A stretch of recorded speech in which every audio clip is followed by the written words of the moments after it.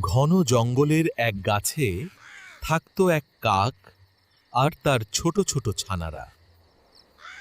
কিন্তু সেই গাছের নিচেই লুকিয়ে থাকতো এক হিংস্র সাপ।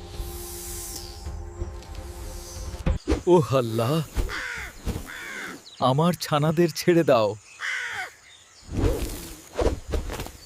শক্তিতে না পারলেও কাক বুদ্ধির পথ খুঁজল।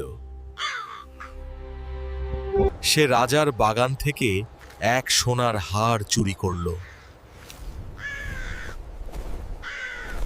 আর সেই হার ফেলে দিল সাপের গর্তে।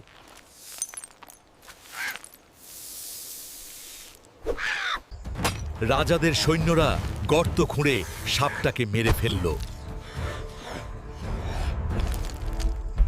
যেখানে শক্তি ব্যর্থ, সেখানে বুদ্ধি সবচেয়ে বড় অস্ত্র।